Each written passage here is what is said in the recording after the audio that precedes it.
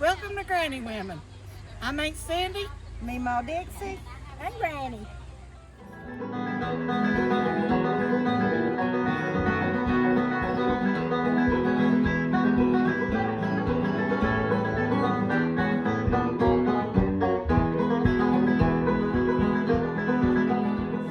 Okay, we're fixing to make our grape jelly.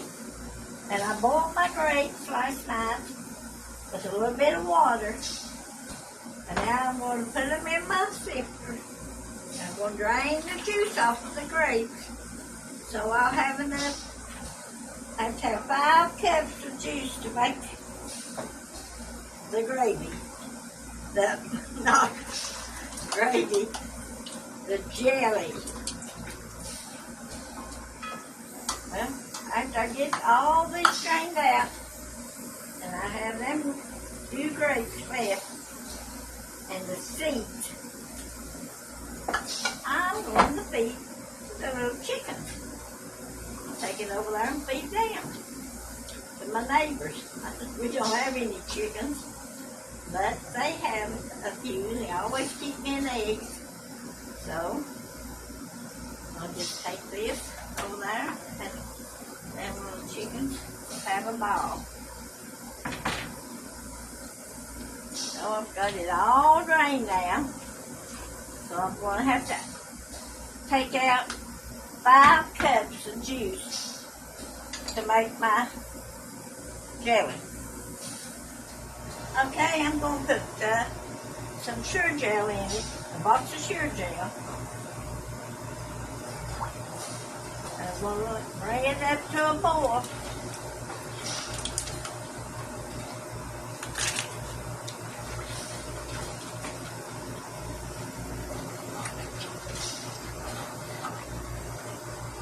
Now, what's the biggest mistake when making jelly? Put your sugar in before you put your sure gel. It won't gel if you do that. You got to bring your sure gel up and let it get in a boiling where you can't stir it down. Then you put your 7 cups of sugar in all at once. And then you bring it back to another boil and boil it for 1 minute. Then you put it in your jars and you're done. Simple, easy. But do not use the grapes you buy in the grocery store. These are the old-timey grapes that we picked out Dixie's. We washed them good and then we boiled them. These are kind of on the line of what? Muscadines? Concord grapes. Oh, no, they're kind of like muscadines. I thought they tasted a lot like Memaw Persingers when we used to go down there and pick hers. They're not muscadines, but they're on the same. Because we've made muscadine jelly that tastes just like strong grape jelly. These are the old-timey blue grapes. And they were so good, I ate too many of them. Now I'm putting up my 7 cups of sugar in. I'm going to stir it till it comes to a good boil. And then I'm going to boil it 1 minute before I put it in my jars. And I'm going to heat up me some jar seals.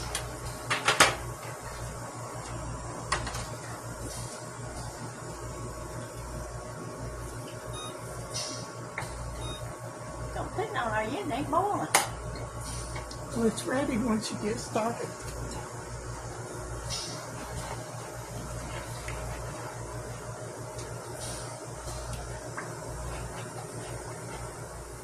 come to a good boil. We're going to boil it 1 minute.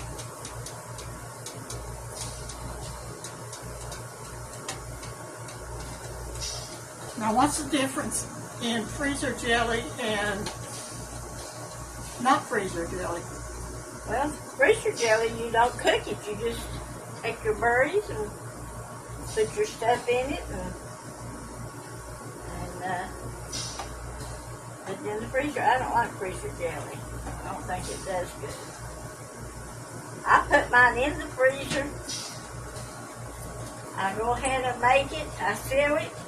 I let it sit for a day or two. Then I put it all in the freezer.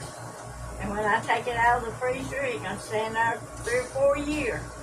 It tastes just exactly like I just made it. My cousin told me that one time when I was working with her. And she said she kept all her jelly in the freezer. And I do the same thing. And I'm going to move it over. I'm going to start putting it in my jars.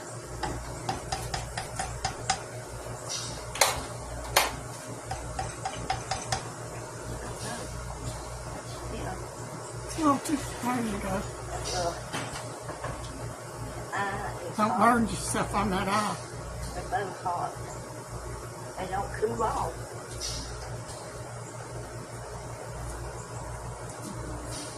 Now I'm going to put it in my jar and seal it up.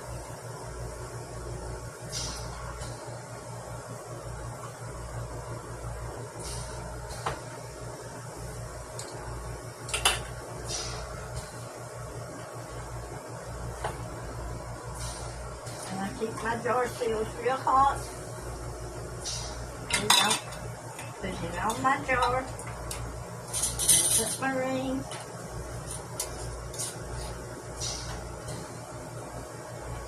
And I turn it up for a while. And I'll do this. I get about 9 or 10 jars and I'll be done. And I got 8 jars of hyper pints. Or jelly jars. So they will be really good this winter when Cindy makes some good biscuits.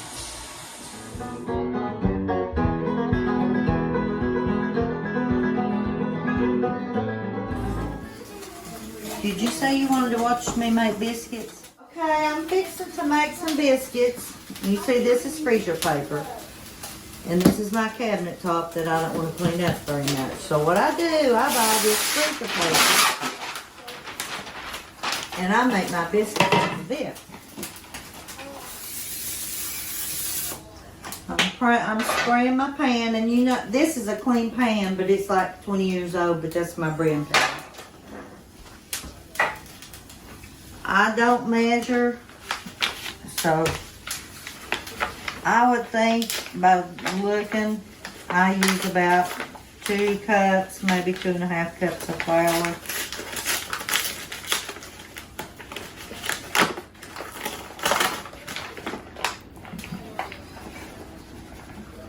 I just go by looking. Nothing but white lily. I only use white lily, that's right.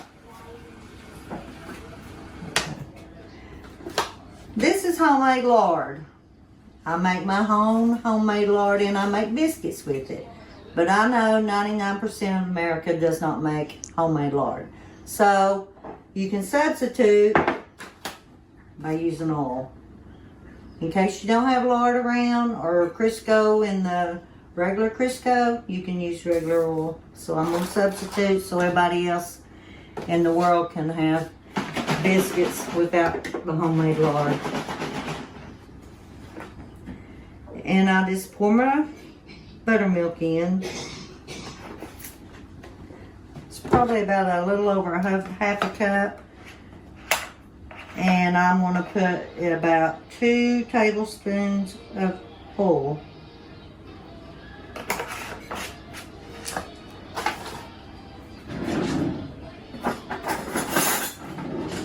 And then I'm going to stir them up.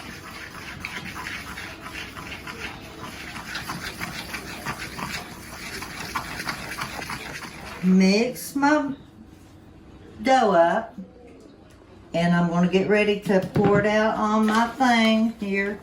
So I'll pour me some flour on there. A lot of problem people have when they make biscuits, they over knead it. You don't want to over knead it. I have what Ellie make Clampett biscuits. Just take and you flip.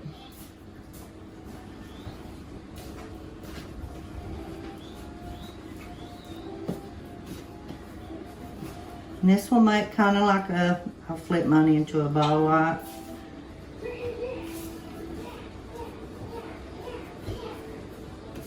And then I put a little bit of flour on top so it won't stick to my hands. And then I pat it out with my hands. I don't use a roller. And then I just cut them out.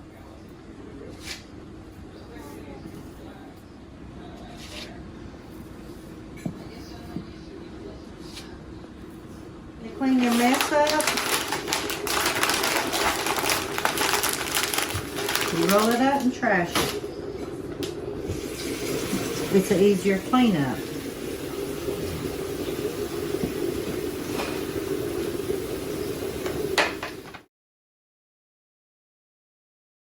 I render the fat. It takes all day to render lard. All day. And then once all the fat and stuff dissolves out, then I'll take a big spoon, kind of with a hose in it. But I'll take a big spoon like that and get whatever's left and run them through like a sheet, and it just gets the oil out. And then I put about 3 tablespoons of baking soda in it. Stir it up really good and let it boil maybe 30 minutes. And that's how you get your fluffy. And it stays white. And it stays white and fluffy, just like if you would buy Crisco or any other kind of lard in the can. You know how fluffy it is when you get it out? Your homemade lard, if you'll put your baking soda in it, will be the same way. If you don't put baking soda in it, it'll be a yellowy looking color and it won't be fluffy.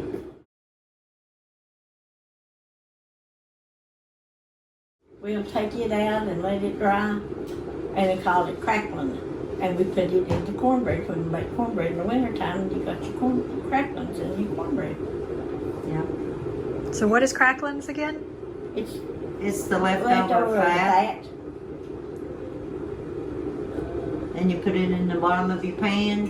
When you go to make your cornbread, you'll put it in the bottom of your pan, and then you'll pour your cornbread batter on top of it, and it'll bake, and then you'll have crackling cornbread. See, old people, well, I'm We didn't waste. Daddy and them didn't waste nothing. They used everything. Yep. The heads, the brains, everything about it. Okay, when I make I'm gonna go ahead and put my biscuits in.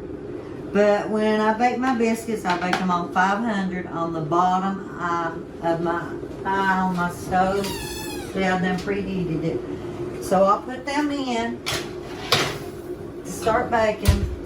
And once the bottom starts to brown, I'll take them off the bottom eye and put it on broil to the top, and then brown the top of them. And that way you got your fluffy inside, and they're not done. They're done all the way through, but then you don't have the burnt bottom.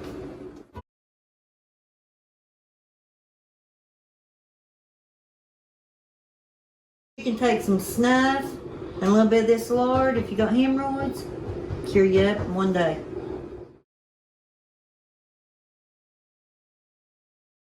Biscuits. Well, I'll pull them out here, you can see them a little better. But on the bottom, they're starting to turn brown. So what I'm going to do, I'm going to turn it off and turn it on broil.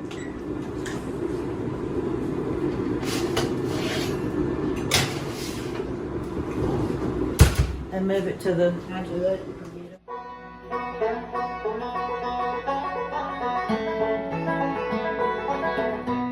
bottom, and then there's your top.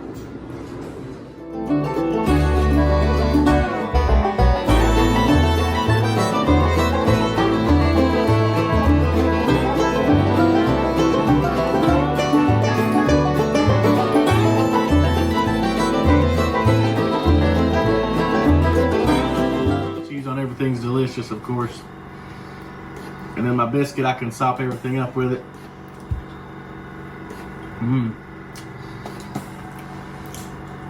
That's a really good biscuit. And it's soft all the way around. And got a little crispy top and bottom on it, but it's really soft and it's cooked, you know, just right. So, thank you very much. You're welcome. Thanks for watching. Y'all come back, subscribe, like, and share.